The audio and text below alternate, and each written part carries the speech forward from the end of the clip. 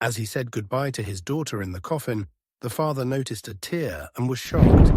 He panicked, and what they discovered next was incredible. Before we begin the story, if you like these kinds of stories, subscribe to the Morgue Stories channel. This is one of the most moving stories we have ever told. Many people cried after seeing it and began to think differently about their own lives. I am sure you will also feel something special. The small church in Springfield was filled with candles, softly illuminating the white walls already marked by time. The strong smell of flowers mingled with the incense that rose slowly, creating a soft, almost suffocating mist. The silence weighed more than any sound. Only the muffled crying of someone who could not hold back any longer could be heard from time to time. In the middle of the room, the white coffin, too small, rested in front of the altar. It was impossible to look at it without feeling heartache. Inside was Lucy, only 9 years old. Her face looked peaceful, as if she were only asleep.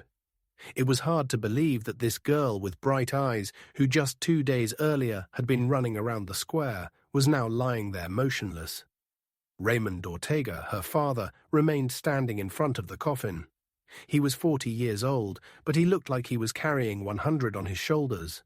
His eyes red, his beard unshaven, his clothes simple and wrinkled. He couldn't accept what was happening. 2 nights earlier, the fever came on suddenly, burning his daughter's little body. Within hours, Lucy was admitted to the hospital, and before he could react, she was no longer breathing. The doctor said there was nothing they could do, and she was gone. Now there, in the heavy silence of the wake, Raymond seemed to be reliving the same moment over and over again. The hospital room, his daughter's cold body, the feeling of helplessness. And now that coffin. Camilla, the mother, was sitting on a bench nearby, her eyes swollen from crying. She had her face in her hands, her body curled up, as if she wanted to hide inside her own pain. Neighbors and relatives tried to comfort her, but no words could penetrate that wall of suffering. Raymond approached slowly. He touched the light wood of the coffin with his fingertips, as if afraid of waking someone. His chest rose and fell rapidly, as if there were not enough air inside that church. "My girl," he whispered with a broken voice, closed his eyes, and took a deep breath. He tried to remember a happy moment, but the only thing that came to mind was the last image. His daughter writhing in fever, saying, "Dad, don't leave me." That broke him inside. Outside, the church bell tolled, signaling that it was time to go to the cemetery. In Springfield, it was customary to bury the dead quickly before the heat made everything more difficult. People accepted that, signaling that they would soon be leaving for the cemetery. In Springfield, it was customary to bury the dead quickly before the heat made everything more difficult. People accepted this rush as tradition, but for Raymond it was torture. He felt like they were taking his daughter away from him before he could say goodbye. He knelt in front of the coffin and ran his trembling hand over the glass lid as if caressing her face. "Forgive me, Lucy," he whispered almost without a voice. "I should have done more. I should have protected you." Silence was the only answer, just the slight flicker of a candle beside her. Camilla raised her tear-filled eyes and said softly, "Raymond, we have to let her rest." He turned his face away, swallowing the anger that came with the pain. It wasn't anger at anyone in particular, but at life, at fate, at God. "At how can I let her rest, Karma?" he asked hoarsely. "How do I say goodbye to a 9-year-old girl?" The people around him bowed their heads in respect for his pain. Some were crying too. Raymond remained there kneeling as if time had stopped. The world around him seemed far away. All that existed was that coffin, that little girl, and the heart of a father who didn't know how to go on living without her. And so, amid the smell of wilted flowers and flickering candles, Raymond walked slowly as if each step weighed a ton. The wake had been going on for hours, but he still hadn't been able to say goodbye properly. The white coffin was still there in the middle of the room, surrounded by flowers, but it looked so small, so cruel to contain a life that had barely begun. He stood in front of the glass, covering his daughter's face. Silence filled the room. For a moment, Even Camilla's sobs disappeared. It was just him and Lucy. The man's eyes burned, not from sleep, but from crying so much. He ran his hand over his unshaven beard and swallowed hard. His mouth trembled when he spoke. "My little girl, my light, you should be playing in the street right now. You should be running, laughing, not here, not like this." The memory of the hospital came back like a blow, her little body being rushed away, the doctors trying, the machines beeping, and then that deadly silence. They said there was nothing more they could do. He believed them. He accepted it. Now, standing in front of her, it all seemed like a mistake. Raymond rested his forehead against the cold glass. Tears fell uncontrollably. "Forgive me," he whispered. He stood there motionless, breathing deeply, trying to etch her little face into his memory forever. Her dark, well-combed hair, her skin too pale, her lips almost colorless. A doll? No, it couldn't be just that. She was his daughter, and then in the midst of that heavy silence, something happened. Raymond blinked quickly, thinking he was seeing things, but no. Her eyelashes moved. For a second it was as if her little body had responded to her father's call. His heart began to beat fast. He moved closer, almost sticking to the glass. His eyes opened wide. He said softly, his voice choked, "Lucy, my girl, can you hear me?" He felt a lump in his throat. Sweat ran down his forehead, even though the room was cold. He looked around, but no one seemed to have seen. Only him. Only him. And then, as if fate wanted to play with a father's mind, a tear rolled down the corner of her eye, slow, real, shining in the soft candlelight. Raymond took a step back, breathing fast, his chest rising and falling uncontrollably. He brought his hand to his mouth. "My God," he whispered, almost voiceless. "No, it can't be." He looked again, trying to believe. The world disappeared. There was no longer a wake, no people, no flowers. There was only that face, those closed eyes, and the certainty that something impossible had just happened in front of him. Raymond didn't know if he was going crazy, if he should scream, or if he should fall right there. He only knew that his heart, which until a few seconds ago had been dead along with his daughter, was now his heart was alive like never before. His hand was shaking so much that he could barely lean on the edge of the coffin. He brought his face closer with his eyes wide open, breathing quickly, as if the air had left the room. "Lucy," he whispered with a broken voice, "my girl, can you hear me?" And suddenly, despair turned into a scream. "She's alive, my daughter, she's alive." The sound echoed through the funeral home, hum like an explosion. People looked at each other in confusion. Some stood up, others approached, trying to calm him down. "Raymond, please," said a neighbor, grabbing his arm. "Are you nervous?" "Don't say that." He pulled away forcefully, his voice even louder, filled with anguish. "I saw her. She cried. Didn't you see? My God, she's alive." Camilla jumped up from the bench, her eyes red from crying, opened wide with fear. She ran to the coffin, pushing those in front of her. "What are you saying, Raymond?" She shouted, her voice broken. "No, don't play with that," he pointed, agitated, almost out of breath. "Look, Camilla, look at her face. There are tears. She's not dead." Camilla leaned over her daughter, her hands trembling as she grabbed the edge of the coffin, her lips trembled, unable to say anything. "No, it can't be," she murmured, breathing very quickly. "Oh, Holy Virgin." The neighbors tried to intervene. Two men grabbed Raymond by the shoulders, trying to pull him away. "Raymond, please, you're broken with grief, my friend. Don't do this to us or to yourself," said one of them, trying to calm him down. But Raymond struggled, crying, shouting louder. "You're blind." "I saw her," she cried. "I saw her. She's my daughter. She's asking for help." Camilla put her hand over her mouth. "I'm strong," she whispered. Her face turned pale. Her whole body was shaking. She looked at Lucy as if she were seeing a miracle and a nightmare at the same time. "Ramon," she said, crying, her legs weak. And if it was true, the wake turned into chaos. Some prayed, others shouted to call the priest that it was a sign from God. But nothing mattered to Raymond anymore. He only saw his daughter there with a tear on her face, as if she were calling him back. Raymond didn't think twice. In the midst of the commotion, he pushed away the hands that tried to stop him, opened the lid of the coffin, and took Lucy in his arms. The girl's body felt too fragile, too cold. But that trace of life he had seen burned inside him like fire. "My daughter is alive," he shouted as he crossed the room. People began to scream, some in shock, others praying aloud. Karma cried in panic, not knowing whether to run after him or faint right there. "Raymond, for God's sake," she cried, covering her face with her hands, "and what if you're wrong?" But he didn't listen, or maybe he did, but he didn't care.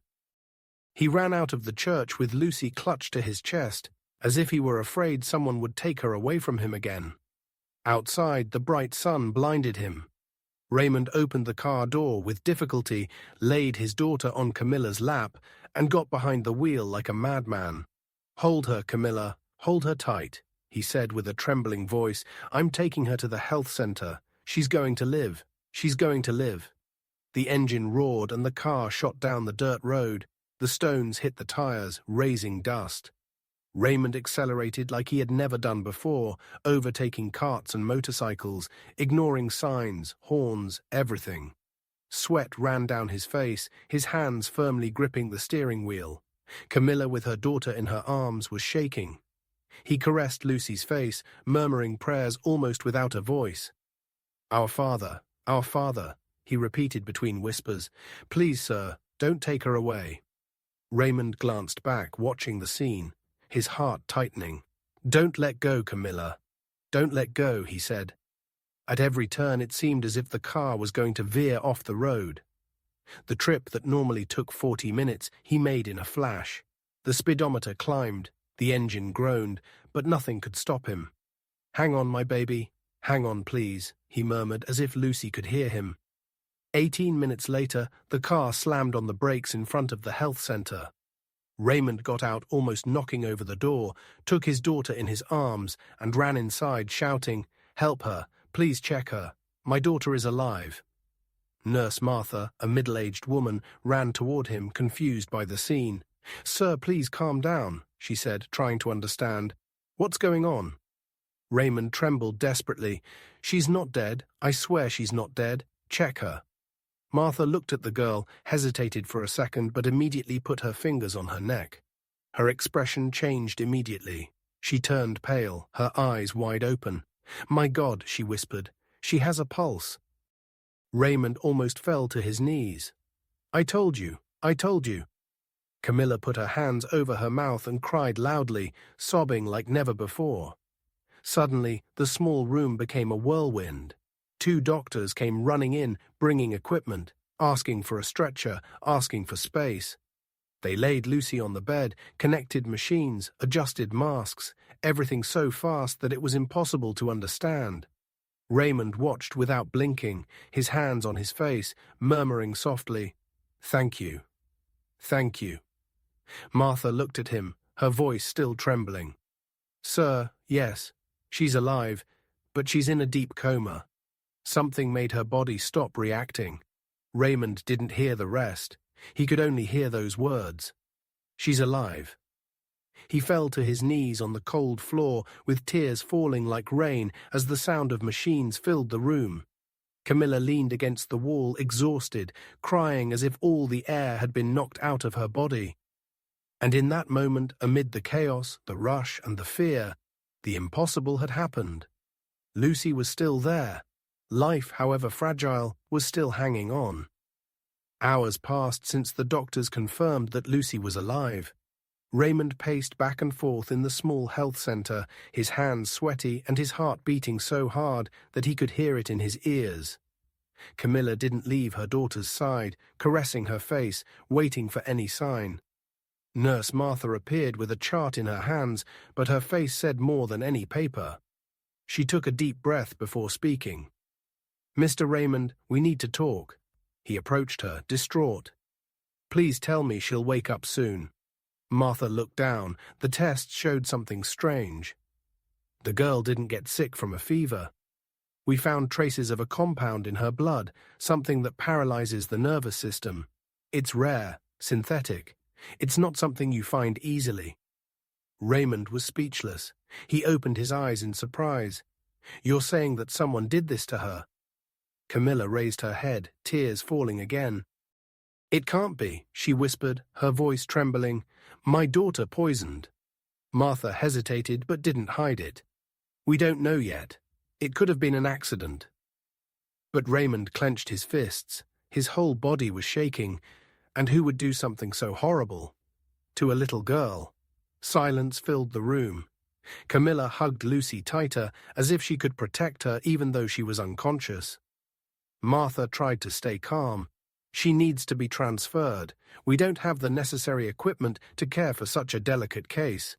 There are specialists at the hospital in Riverside." Raymond took a deep breath, trying to think, but before he could answer, he heard what he didn't want to hear. "Unfortunately, we don't have an ambulance available." He closed his eyes and covered his face with his hands. "Then I'll take her right now." "It's risky," said Martha. "The road is long and her condition is very delicate." "It's risky to leave her here with nothing," he replied with a broken but firm voice. "I'll take her." A few minutes later, Raymond was already carefully placing Lucy in the back seat of the car. Camilla got in too, cradling her daughter in her arms as if she were a baby again. Her hands caressed the girl's hair, while her closed eyes remained motionless, and her breathing was so weak that it was almost impossible to tell if her chest was rising and falling. Raymond started the car, took a deep breath, and before pulling away, looked back. "Hold her tight, Camilla. Don't let her go." She just nodded, muttering a prayer. The car sped quickly down the narrow road. The engine roared, the tires kicking up dust. Raymond gripped the steering wheel tightly, dodging potholes, speeding more than he should have, his heartbeat at the same pace as the needle on the speedometer. Camilla cried silently, kissing her daughter's forehead. "Hang on, my girl, hang on," she repeated softly, like a prayer. Time stood still. Every curve was dangerous. Every minute felt like an eternity. Raymond sweated, his eyes fixed on the road, but in his mind there was only one phrase repeated like a promise. "You're not going to die in my arms, Lucy. You're not going to die." And on that desperate journey to Riverside, amidst fear, faith, and love, three hearts beat together, one almost imperceptible, but still alive. The car braked in front of the Riverside Hospital. The tires were still smoking. Raymond got out, barely feeling his legs, opened the back door, and carried Lucy in his arms, as if she were a piece of glass about to shatter. Camilla came behind, sobbing, clutching his shirt. The nurses rushed over with a stretcher and carried the girl inside, while the parents were detained at the emergency room door. Raymond tried to get in, pushing the guards aside. "She's my daughter. Let me in." A doctor put his hand on his shoulder. "Sir, trust us. We'll take care of her." Those minutes seemed like centuries. Raymond paced back and forth in the hallway with his hand over his face, murmuring prayers, promises, anything that came to mind. Camilla sat limply, her body crumpled, crying uncontrollably. Suddenly, the door opened. A doctor in a white coat approached. His serious gaze froze the two parents. "Mr. Ortega." Raymond took a step forward, his voice stuck in his throat. "It's my daughter." "How is she?" The doctor took a deep breath. "She's alive." Raymond closed his eyes. His legs gave way. He fell sitting on the nearest bench with his face in his hands. Tears flowed like a river. "Thank you, God." "Thank God." Camilla was also crying, but the doctor continued speaking, his words falling like stones. She suffered severe poisoning. Her body went into a deep coma. There is brain activity, yes, but we have to be realistic. There is a risk of damage. We don't know if she will wake up without any school. Raymond raised his head slowly, his eyes red, unable to believe what he was hearing. "What do you mean, school?" The brain was unresponsive for a long time. "We have to observe her, give her support, but she may never walk or talk again. Or she may. Only time will tell." Camilla brought her hands to her chest as if something had been stabbed into her. "No, please, my girl. No. Raymond slowly got up and approached the doctor with tears in his eyes. Doctor. His voice came out hoarse, almost a whisper. I don't care if she can't walk. If she can't talk, none of that matters. Oh, I just want her to live, that's all. The doctor nodded respectfully. We'll do everything we can. Raymond turned away, leaned against the cold wall of the hallway, and let himself fall to the floor. His whole body was shaking. He cried with his hands covering his face like a broken man. Forgive me, Lucy, he murmured. I should have protected you. I should have protected you. Camilla knelt beside him, hugged him, and they cried together, immersed in the same pain and the same hope. And there, in the cold hospital, time stood still. The girl was alive, but the future, destiny, the life that still remained. No one knew what it would be like. They only knew that they needed strength, strength to wait, to resist, and to believe that a miracle does not come alone.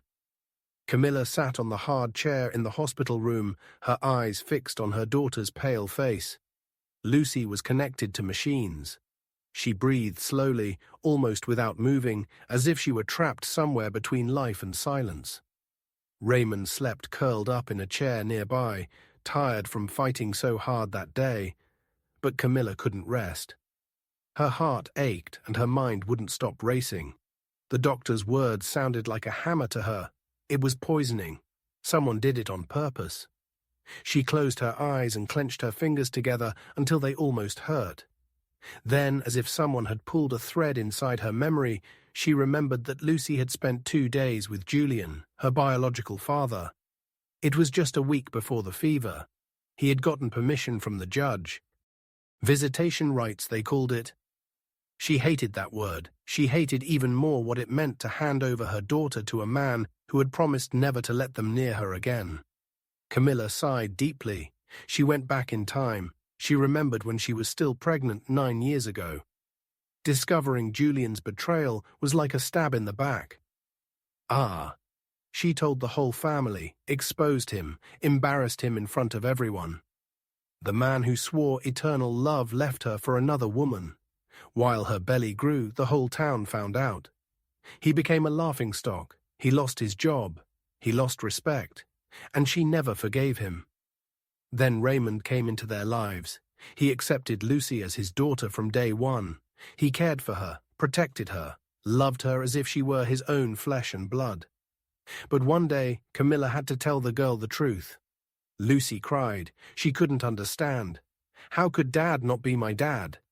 And Camilla, with her heart broken into pieces, explained it to her. It was what was killing her inside. Now could that visit have opened such a big wound in her daughter's mind that it made her sick? Could the fever have been caused by sadness, by the shock or not? She couldn't ignore it. The tests were clear. There was a substance in her body. Camilla brought her hands to her face. Her whole body was shaking. My God, she whispered, looking at her daughter. What happened to you in that house? She remembered Lucy's face when she came back from the visit. She was quiet, different. She didn't want to give many details. She only said that the other father gave her toys and showed her photos. Camilla didn't press her, perhaps out of fear, perhaps because she couldn't bear it. Now, sitting in that hospital, watching her daughter fight for her life. Regret overwhelmed her. Forgive me, my girl, she whispered, crying. I should have protected you from all this. Raymond moved in his chair, opened his eyes slowly, and saw his wife breaking down in tears. Calmer, he said in a hoarse voice. What's wrong? She hesitated, wiped away her tears, but couldn't hide them. Raymond, her voice came out low and broken, do you remember that Lucy spent 2 days with Julian? He remained silent. His heavy breathing filled the room. It's true. Do you think it was him who said it quietly? Camilla nodded, looking down. She became strange, quiet, and then the fever came. Raymond got up slowly, walked over to his daughter's bed, and stared at her for several seconds. His jaw was clenched. Camilla cried louder, hugging her knees.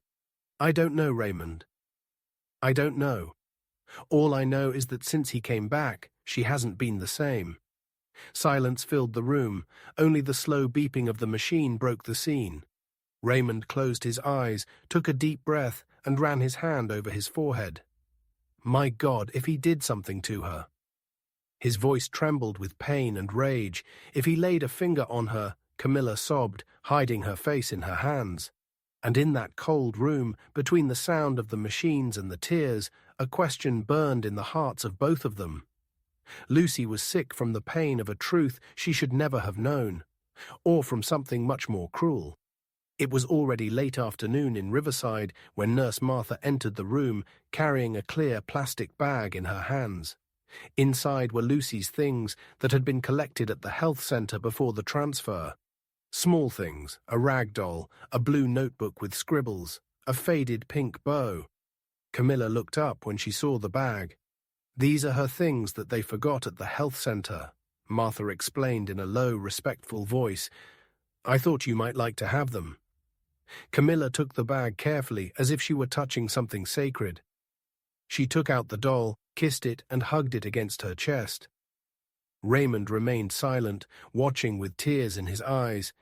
It was then that Martha noted a folded piece of paper hidden inside the notebook, took it out, and gave it to Camilla. It was among her drawings. Camilla unfolded it slowly, not understanding. It was a photograph. Her heart stopped for a second. In the picture, Julian was smiling with his arm around two girls. They were both wearing identical dresses, and the most frightening thing was that they were identical. One of them was Lucy, without a doubt, but the other one wasn't. Camilla put her hand over her mouth, unable to breathe properly. Raymond, she whispered with a trembling voice, look at this. He came closer, took the photo from her hands, and opened his eyes in surprise. No, it can't be. Camilla began to tremble. Her whole body seemed to reject what she was seeing. It's Lucy, but who's this other one? Raymond stared at the photo as if searching for an explanation that didn't exist. The two girls were identical. The same shy smile, the same big eyes, the same way of holding hands. Who? Who is this girl? Raymond asked, almost in a whisper. Martha, who was watching from the side, frowned. I thought she was just a friend of hers, but they look so much alike. Camilla shook her head in shock, her lips trembling. No, she's not just similar, she's the same. It's as if she were, and the words got stuck in her throat. Raymond left the photo on the bed and ran his hands over his face. My God, what does this mean? Camilla held the photo tightly, as if she were afraid it would disappear. Tears began to fall without her realizing it. Why had she kept this hidden? Why had she never said anything? The room fell silent. All that could be heard was the slow beeping of the machine connected to Lucy's fragile body. Camilla looked down at her daughter lying motionless on the bed and then looked back at the photo. Raymond, she said, her voice breaking, if that girl exists, if she's who I think she is, our life will never be the same again. Camilla's heart began to beat fast. Her legs shook. She fell down on the edge of the hospital bed, clutching the photo to her chest as if it would break. A deep cry escaped her, one of those cries that come from the soul, mixing pain with despair. It can't be, she whispered. It can't be. Raymond ran to her, frightened. Karma, what's wrong? Tell me. Who is this girl? Karma looked up, her eyes full of tears, her voice almost breathless. She's also my daughter, Raymond. He opened his eyes wide, unable to understand how she could also be his daughter. Camilla covered her face with her hands, unable to breathe properly. When Lucy was born, she wasn't alone. There were two girls. Raymond was in shock. He opened his mouth, but no words came out. The other one, Camilla, was choking on her tears. The other one was called Daniela. Julian told me she had died during childbirth, that she didn't make it. I never saw her face. Raymond, the coffin was closed. They said it was better that way. I believed him. Silence fell like a stone. Raymond breathed deeply. His chest moved heavily. He looked sometimes at Lucy in the bed, sometimes at the photo, and sometimes at Karma. So, are you telling me, he said slowly in a hoarse voice, that there might be another daughter alive? Camilla cried even harder, shaking her head. I don't know, Raymond. I don't know. All I know is that I never saw her. I never held her in my arms. I just believed what Julian said. Raymond clenched his fists and began to pace back and forth, filled with rage and pain. That man, he muttered, that man ruined your life before. And now he stopped, looked at Camilla, and took her by the shoulders. Listen to what I'm going to say. We can't act with our heads in a cloud. We can't accuse anyone without proof or do anything stupid. This is very serious, very grave. Camilla, still sobbing, grabbed his shirt. What if she's alive, Raymond? And I have another daughter in this world, and I don't know it. He hugged her tightly, feeling her body shake all over. Then we're going to find her. But not alone. We have to call the police. We have to talk to people who can investigate properly. Camilla closed her eyes and cried on his shoulder, clutching the photo to her chest. Raymond held her tightly, as if he were preventing her from sinking. The constant beeping of the machines next to the bed reminded them that Lucy was still fighting. But now, in the midst of that pain, a new wound was opening. The possibility that a part of the family was lost, hidden, stolen. Raymond took a deep breath, looked at the photo on the bed and said firmly, "No more secrets, no more silence. Now the truth has to come out. It has to." And on that cold hospital night, between the tears of a mother and the contained rage of a father, the certainty was born that that folded photo carried more than a memory. It carried a hidden past and a life that may never have been buried. The hospital corridor was filled with a tense silence, broken only by the distant sound of machines and the quick footsteps of nurses. Raymond was sitting in front of Lucy's room door with his arms crossed, watching like a soldier who cannot let his guard down. Suddenly, the sound of steady footsteps was heard in the corridor. When he looked up, Raymond's blood boiled. It was Julian. He had the same arrogant look as always. Now he was pretending to be concerned. "I came to see my daughter," Julian said in a low voice, but with a confidence that made Raymond's heart beat faster. Raymond stood up immediately, stood in front of the door and blocked the way. "You're not coming in here, Julian. Don't make a scene." Julian sighed, pretending to be calm. "I just want to see her, that's all. She's my daughter too." Raymond's face turned red with rage. "Your daughter?" he said, almost spitting out the words.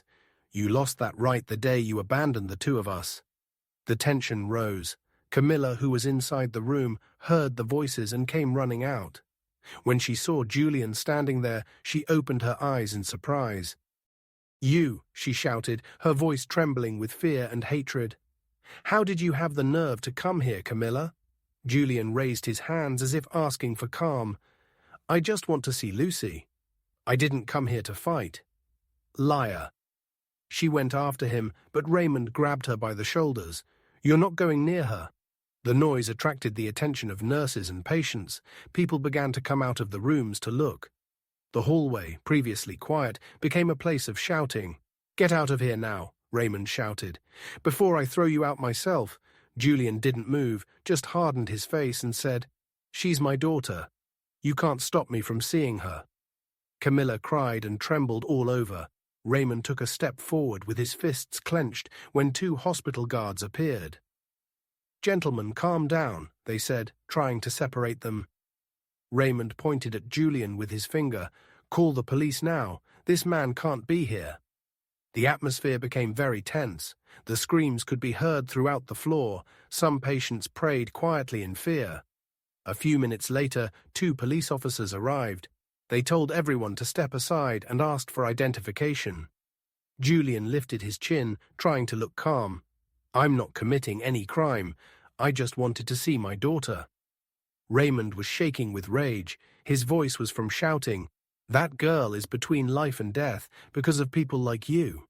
You're not going to set foot in here." Suddenly, everything fell silent. And at that moment, her Martha, the nurse, who had been watching everything with her eyes fixed on Julian, approached. Her face changed color as if she had seen a ghost. "I know that man," she whispered. Everyone looked at her. Martha took a deep breath, her voice shaking but firm. "I worked at the hospital when Lucy was born. I was there that night when the twins were born." Camilla couldn't breathe. Raymond looked at her confused. Martha continued staring at Julian with serious eyes. "I remember it like it was yesterday. One of the girls disappeared from the system. She was erased from the death register. The papers were wrong and everyone said it was a computer problem, but I knew it wasn't. It was never a mistake." Camilla covered her mouth in shock. Raymond took a step back, feeling his body tremble. Julian looked away for the first time and the entire hallway fell silent. At that moment, doubt became certainty.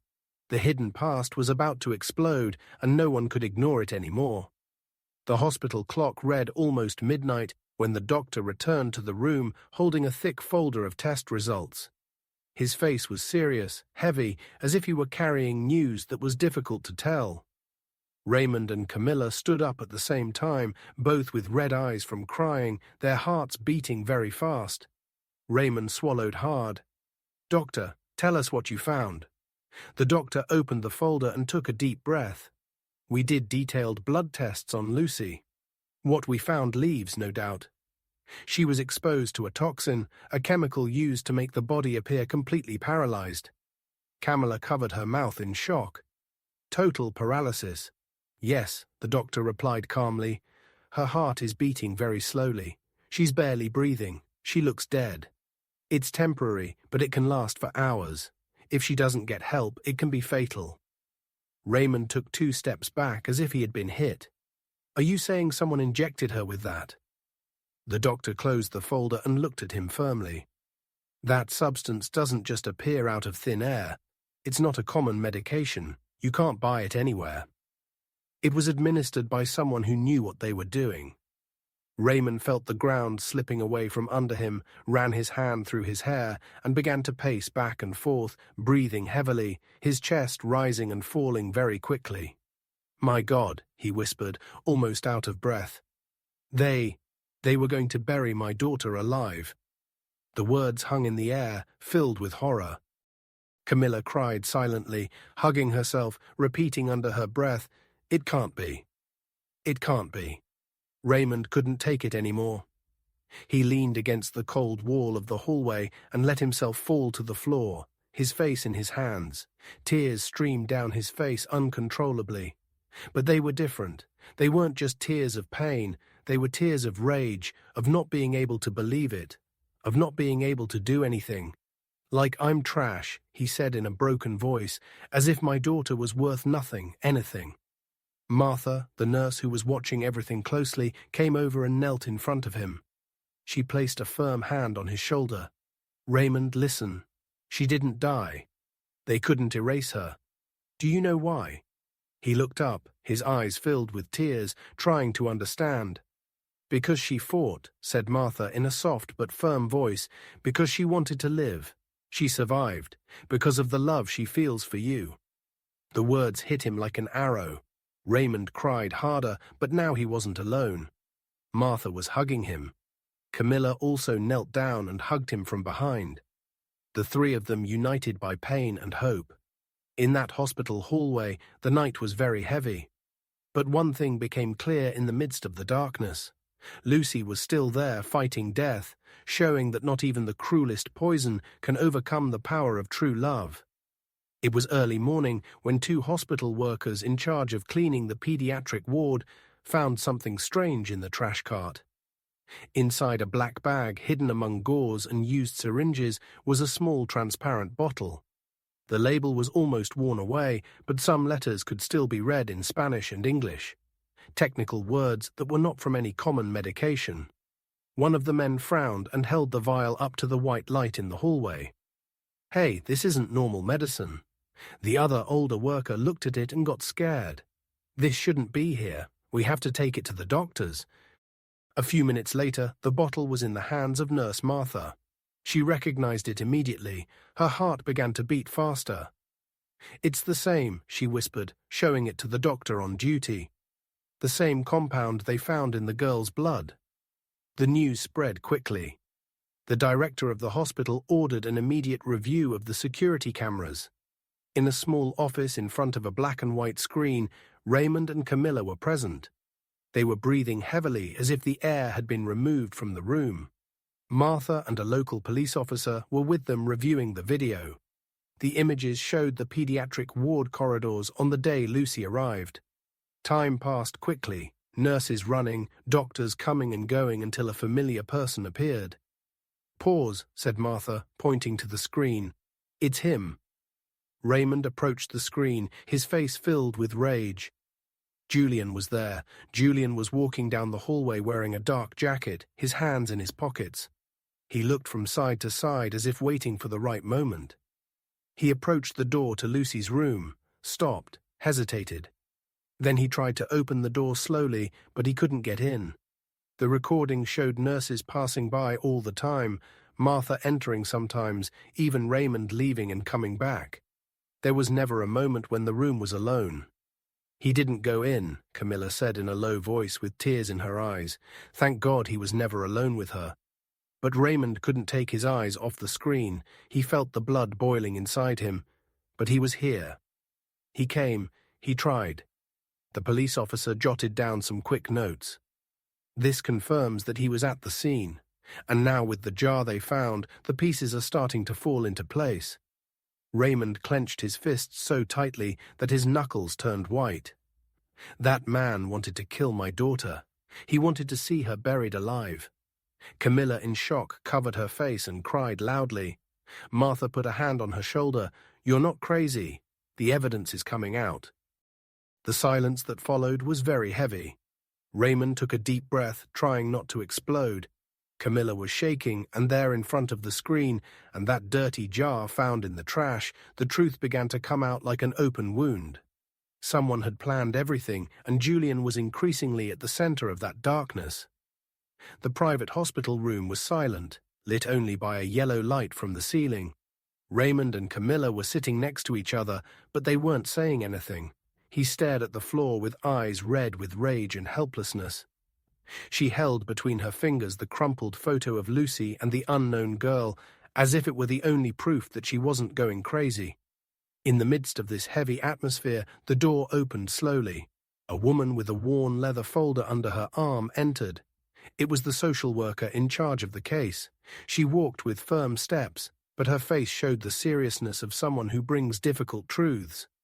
"Mr. and Mrs. Ortega," she said, greeting them with a respectful gesture. "I need to show you something." She placed a thick envelope on the table. Raymond looked up immediately. "What is that?" The woman sighed and took out the papers slowly. "They are old adoption records. Julian Mendoza is listed as responsible. The girl's name is Daniela." Camilla's heart stopped for a second. She put her hand to her chest, unable to breathe properly. Danielle repeated in a broken voice. "My God." Raymond closed his eyes and clenched his fists tightly. "So he does exist." The social worker nodded, but her voice became even more serious. "I didn't stop there. I checked the information on the places where the adoption was supposedly carried out. The hospital, the juvenile court, even the civil registry office, and all the addresses are fake. He created a network of false documents to legally keep his own daughter." Camilla burst into tears, covering her face with her hands. "He stole her from me. He stole my daughter." Raymond stood up and walked over to the window, trying to calm his breathing. His voice came out horsaro, full of contained rage. "So on top of cheating on me, on top of destroying our life, that man also took one of your daughters away from you and hid her from the world." Camilla didn't answer. She just cried. The social worker continued pulling the last sheet of paper from the envelope. "The strongest lead I found was an address in Phoenix. A simple house in a remote area. All signs point there." The silence that followed was deafening. Raymond slowly returned to the table, picked up the piece of paper with the address and stared at it. "Phoenix," he murmured. "So that's where he hid Daniela." Camilla, still crying, grabbed his arm. "Raymond, no. What if it's true? What if she really is alive?" He looked at his wife with eyes full of tears, but determined. Then let's go get her back, whatever it takes. The worker closed the folder slowly and said, I know this hurts, but the truth is finally coming out. Camilla cried uncontrollably, repeating the name of her lost daughter as if she wanted to leave it floating in the air. Daniela, my girl, my girl. Raymond hugged her tightly as tears also escaped him. The weight of that truth was unbearable. Lucy was fighting for her life, and Daniela was somewhere living a life that should never have been hers. At that moment, in the silence of the hospital, it became clear that the tragedy did not end with Lucy. There was another girl, another stolen life, another heart waiting to be rescued. Camilla sat on the edge of the hospital bed, going through a bag with the few things they had brought from Julian's house. There were toys, clothes folded in a hurry, a little doll with a loose arm, and among all that, a small blue notebook with worn stickers and dog-eared corners. It looked like just a girl's notebook, one of those filled with innocent doodles. She opened it without thinking much, trying to distract herself from the anguish, but as she leafed through it, the colorful drawings began to change tone. The first pages had little houses, flowers, and hearts. Further on, the lines became more confused. Strong strokes, angry scribbles, until the words appeared. Camilla's eyes widened. I don't want to go back to that house.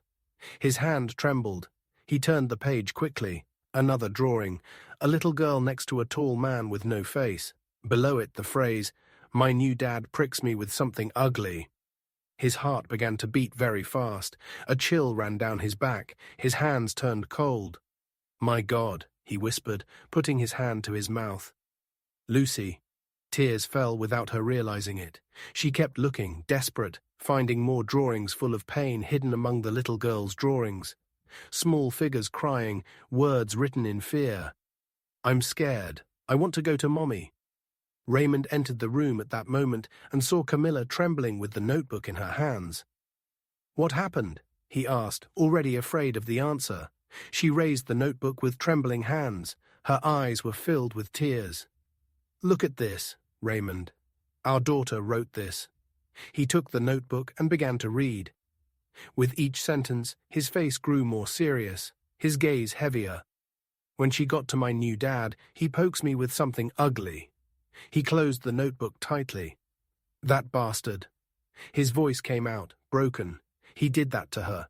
Camilla cried loudly, sobbing, clinging to his arm. Raymond, our daughter, asked for help, and we didn't see her. He hugged her tightly, holding back his own tears. But now we're going to see. Now we're going to scream for her. That same day, with the help of the social worker, they went to the prosecutor's office. The notebook, the photo, the fake documents, everything was handed over as evidence. Raymond placed the papers on the prosecutor's desk with steady hands, but his eyes were filled with tears. This isn't just paper. It's my daughter's life. He almost killed her. He stole another woman's daughter. I want justice. The prosecutor quickly read the notes, glanced through the notebook carefully, and the silence in the room was broken only by a loud tea. We accept the complaint, he said firmly. From now on, Julian Mendoza is under formal investigation. A few hours later, an arrest warrant was issued. Raymond and Camilla waited anxiously, embracing each other, believing that justice would finally be served. But the news came as a bucket of cold water. When the police went to Julian's house, he was no longer there. He had fled. Camilla burst into tears while Raymond punched the wall, screaming in pain and rage. Coward, you can't hide forever. And at that moment, even though the law was now on their side, fear filled the air once again. The man who had destroyed their lives was now free, hiding somewhere, and his shadow continued to haunt the family like a never-ending nightmare. Night fell heavily on the hospital. In the room, the silence was broken only by the constant beeping of the machines connected to Lucy's fragile body. Raymond sat next to the bed, holding her hand as if he were holding on to his own life. Camilla slept from exhaustion in an armchair, her head fallen to one side, her face still wet with tears. Raymond stroked his daughter's fingers, whispering softly, "Hang on, my girl. Daddy's here. Don't leave me." Suddenly, the sound of the machines changed. A quick, high-pitched beep cut through the air. Lucy's chest rose and fell uncontrollably, as if she were fighting to breathe. Her face turned even paler. "No! Oh my God, no!" Raymond shouted, jumping to his feet. "Help! Someone! Help!" Camilla woke up with a start and ran to the bed. "What's wrong?" Her voice trembled. "Raymond!" He clutched the girl's hand tightly, his heart beating fast. "She can't breathe, my love." "She can't." The monitor began to beep faster. The numbers dropped on the screen. The sound filled the stifling room like a countdown. Raymond leaned over his daughter, tears falling onto the white sheet. "Don't leave me, my girl, please," his voice broke. "You're my life, Lucy. Fight a little longer." "Please," Camilla cried desperately, stroking her daughter's hair. "My love, Mommy's here." "Don't be afraid." The door flew open. Doctors and nurses rushed in, pushing equipment. One of them pushed Raymond and Camilla firmly aside. "Please get out of the room." "No, don't take me away," Raymond shouted, but two nurses held him back. "She's my daughter. Don't leave her alone." They dragged him into the hallway where he fell to his knees, crying with his hands over his face. Camilla was next to him, screaming her daughter's name. On the other side of the door, he could hear running, the doctor's rapid commands, the sound of oxygen being connected, the monitor continuing to beep rapidly, suffocatingly. Raymond pounded the cold hospital floor with his fist. "Don't take her, sir. Don't take her." Time seemed to stand still. Every second was an eternity. The hallway was filled with a heavy silence, broken only by Camilla's desperate cries and Raymond's umps. And in there, behind that closed door, Lucy's life hung by a thread. The constant sound of the monitor sounded like a cruel warning. Death was lurking once again, and the little girl's struggle seemed increasingly weak in the face of the darkness. It was dawn when 3 police patrol cars arrived in the narrow streets of Phoenix. Reports with the address written down led to a simple house with high walls almost hidden among other buildings. The iron gate was locked with chains. Curious neighbors peered through the windows as the police broke down the entrance. Inside the house, the atmosphere was dark. The floor was rough cement. The walls were peeling, and it smelled of dampness and neglect. The living room was almost empty, with only an old armchair and a small table. The police split up and searched every corner until a locked door at the back caught their attention. "Here," said one of the officers, knocking loudly. There was no answer, so they broke it down. Inside was a small room with a narrow bed, an old wardrobe, and broken toys scattered on the floor. Sitting in a corner, cowering, was a skinny girl with pale skin and long tangled hair. Her large, frightened eyes stared at the men in uniform. It was Daniela. She had the same face as Lucy, the same age, the same delicate expression, but she looked different. Her eyes were sunken from so much fear, her body fragile, like someone who has never known freedom. Next to her, a young woman appeared, frightened. She was the one who took care of the girl. "Don't hurt her," she begged, trembling. "She didn't do anything. She just lived here." A policeman crouched down in front of Daniela and tried to speak in a soft voice. "Calm down, little one. We're here to help you." Daniela didn't answer, just hugged an armless doll, hiding half her face behind it. Her tear-filled eyes said it all. That girl never went to school, never played in the street, grew up like a shadow, trapped under Julian's control. The scene was heartbreaking.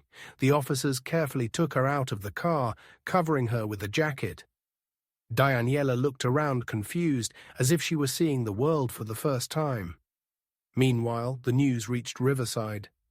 At the hospital, Raymond was sitting alone in the waiting room, staring into space when his cell phone rang. It was the social worker. He answered with a hoarse, tired voice. "Yes." On the other end, her voice sounded firm but emotional. "Raymond, we found Daniela. She's alive." His heart stopped for a moment. He pressed the phone to his ear, unable to speak. "How is she?" he managed to ask in a low, very fragile voice. "But she's breathing. She's with us. We're going to take her to the hospital." Raymond closed his eyes. Tears came silently, wetting his tired face. He didn't scream. He didn't make a scene. He just cried silently, his body bent as if he were carrying the heaviest weight of his life. The assistant then sent a photo by cell phone. Raymond opened it. His heart almost stopped. On the screen was Daniela, the same eyes as Lucy, the same smile hidden despite her fear. It was like seeing his daughter twice. Raymond brought his hand to his mouth, the cell phone trembling. "My God, they're identical," he cried quietly, hiding his face in his hands. He didn't know whether to thank God or break down completely. The joy of knowing that Daniela was alive came along with fear. How could he bring that girl home after so many years of lies? Would she accept him? And would Lucy have the strength to live through this reunion? Raymond sat there clutching his cell phone to his chest. "I have 2 daughters," he whispered, his voice breaking. 2. And the tears fell without stopping, because amidst so much tragedy, life still insisted on showing that the truth, no matter how hard it is, always finds a way out. The morning started off heavy but different. At the hospital, Raymond and Camilla were waiting for news when they received a call from the prosecutor's office. On the other end of the line, the investigator's voice was firm. "We did it. Julian Mendoza was arrested trying to cross the border." Raymond closed his eyes and took a deep breath, as if a great weight had been lifted from his chest. Camilla brought her hand to her mouth as tears ran silently down her cheeks. "So it's over?" she asked, her voice trembling. "Not entirely," replied the investigator. "The process is just beginning, but he can't escape now." Shortly thereafter, the television in the hospital waiting room showed the images. Julian was being escorted away, handcuffed. His gaze cold, showing no sign of remorse. Reporters shouted questions. Flashes went off, but he kept his head high as if he were a victim and not the culprit responsible for so much pain. Raymond clenched his fists with rage still alive. "That man," he muttered. "It was never about Lucy. It was never about Daniela. It was only out of hatred, out of revenge, and it was true. In the testimonies, it was clear. Julian could never bear being exposed, losing his job, the respect of the whole town. 9 years of feeding resentment, taking Camilla's daughter away from her wasn't enough. He wanted to destroy them both. Meanwhile, Daniela was taken to a shelter under protective custody. She was thin, scared, but alive. A psychologist approached her calmly, sitting down next to her in a colorful room filled with toys that seemed too new for her hands, which were no longer used to them. "Daniela, we need to talk," said the professional in a soft voice. "You have a story that no one ever told you." The girl looked at her with wide eyes, full of fear and curiosity. "A story? Yes, you have a mom who never forgot you. And you have a sister your age, just like you, who is in the hospital right now. I think you met her a week ago."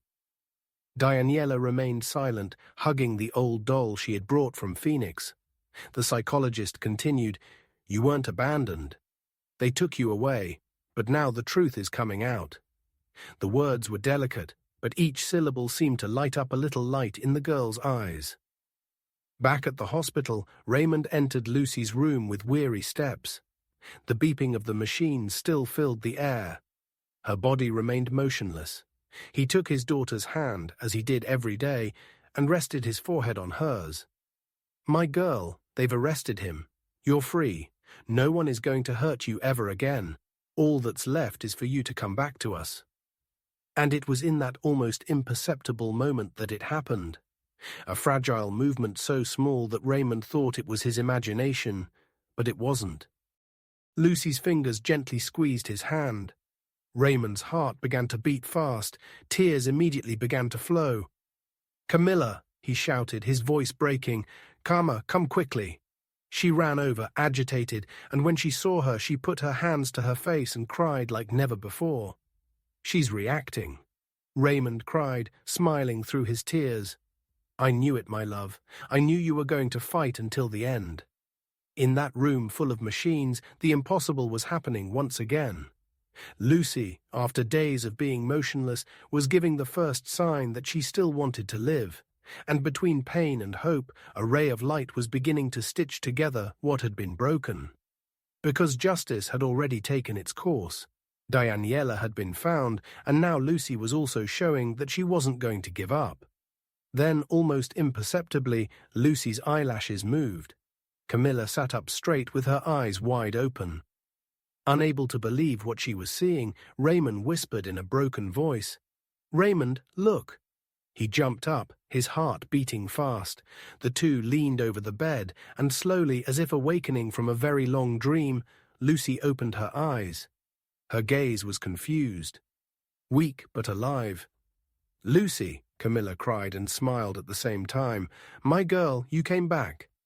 The girl blinked several times, trying to focus on her mother's face. With effort, her lips moved, and a very soft voice came out. "Where am I?" Raymond couldn't hold back the tears. He squeezed her hand tightly, kissed her little fingers, and replied with a broken voice, "With us, my love. With us." Tears fell down his face, wetting his daughter's hand. Camilla stroked the girl's hair, repeating softly, "Thank you, sir. Thank you." Lucy, still confused, looked at them both, trying to understand.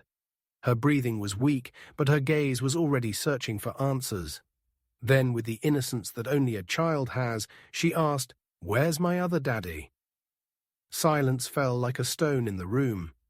Camilla felt a lump in her throat. Her throat closed up. Raymond looked down, squeezing his daughter's hand even tighter, trying to hold back the pain that question caused him. Camilla took a deep breath, wiped her tears away with her hand, and leaned forward, looking into the girl's eyes. "Sweetheart, he is far away now. You're safe. You're with us." Lucy blinked slowly as if trying to understand the answer. Raymond beside her was breathing heavily, fighting not to cry out loud. He kissed her hand again and said softly, just so she could hear him, "I'll never let you go, my little girl. Never again." And in that mixture of pain and relief between the innocence of a question and the promise of a father, the miracle was confirmed. Lucy was back, not unscathed, not without wounds, but alive. And that was already the greatest gift life could give them. The hospital hallway was filled with quick footsteps and whispers when the door to Lucy's room opened. The social worker entered first with a careful look. Behind her, hugging an old doll to her chest, came Daniela, skinny, shy, her eyes frightened, but alive. Raymond and Camilla held their breath. It was like seeing Lucy duplicated, a reflection in flesh and blood. The same face, the same big eyes, only marked by the sadness of a stolen childhood. Lucy was lying down, still weak, but when she saw the girl standing in the doorway, her eyes lit up in a different way, as if something inside her had awakened. "Mommy," she whispered, pointing with her trembling hand. "It's me." Camilla knelt down beside the bed, tears already streaming down her face. "No, sweetheart," she said, her voice breaking. "She is your sister." "Your sister?" Lucy opened her eyes as if she couldn't believe it. Daniela hesitantly took a step forward, then another. The two looked at each other in silence for a few seconds. It was a silence full of recognition of something that couldn't be explained, as if they had known each other forever. Then Lucy smiled, a weak smile, the first real smile since she woke up. "Sister," Daniela dropped the doll on the floor, ran to the bed, and threw herself on top of it. Hugging her sister tightly, Lucy hugged her with her little arms, squeezing her as if they had waited their whole lives for that moment. Raymond turned his face away to hide his tears, but he couldn't. Camilla cried shamelessly, covering her mouth with her hands. The two girls hugged each other as if they were one, as if the lost time could be sewn back together there. At that moment, Daniela cried softly, and Lucy stroked her hair, still weak, as if she wanted to comfort the sister she never had by her side. "I knew it," Lucy whispered in a very soft voice. She felt that she wasn't alone. Raymond approached slowly, placed his hand on both of them, and said with tears in his eyes, "You will never be alone again." Camilla joined them, kissing her daughters' foreheads. The room was filled with crying, shy smiles, and a love that needed no words. Hello, my daughter. I love you. I have always loved you. Forgive me. I didn't know about you. Everyone cried. It was the beginning of something that had been missing all their lives. Two sisters finally together, united not by a past of pain, but by the promise of a future holding hands. And in that strong embrace, everyone understood that nothing could be stronger than the bond that fate had tried to break. But it couldn't. The courtroom was silent when Raymond and Camilla entered holding hands. At their side was Lucy in a wheelchair, still recovering, and Daniela, shy, clutching her sister's hand tightly, as if afraid of being separated again. On the other side, the social worker held a stack of documents. The judge, a middle-aged man, watched every detail carefully. Camilla took a deep breath, her voice broken but firm. "Your Honor, I'm not here to ask for a favor. I'm here to ask for justice. Daniela is my biological daughter. They took her away from me without my knowledge. I want her back with me, to grow up with her sister." With the family that has always been hers, Raymond stood up immediately. His hands were shaking, but his eyes shone with conviction. "Your Honor, I am not their biological father, but I have dedicated my entire life to Lucy. She is my daughter in my heart, and Daniela is now too. I just want a chance to give them what they need most, a safe home full of love." The judge looked at the two girls. Lucy smiled, albeit weakly, stroking her sister's fingers. Daniela, still frightened, hid behind her, but her curious eyes peeked out from time to time. The room fell into a heavy silence until the judge banged his gavel. Request granted. As of today, Daniela is now legally the daughter of Camilla and Raymond Ortega. And so is Lucy. Julian loses all access to the girls. Camilla burst into tears, hugging her daughters. Raymond closed his eyes and let the tears fall silently, like someone releasing years of pain. Lucy and Daniela hugged each other tightly, as if sealing a promise never to be apart again. Months later, they moved. The family left the city that held so many wounds and went to start over in another place. The new house was not luxurious, but it was full of life. Light walls, simple curtains, the smell of fresh bread coming from the kitchen. On the door, a small sign with the hand-painted names Lucy and Daniela Ortega. Two names, two stories that were reunited in the courtyard, leaning against the wall. Two new bicycles, still shiny. The girls ran from one side to the other, laughing loudly. The sound of childhood finally returned. Raymond watched them from the terrace with a proud smile.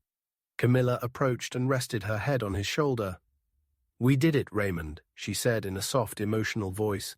"They were born together, and now they're going to live together." He put his arm around her shoulders, watching his daughters run free. Nothing will ever separate them again.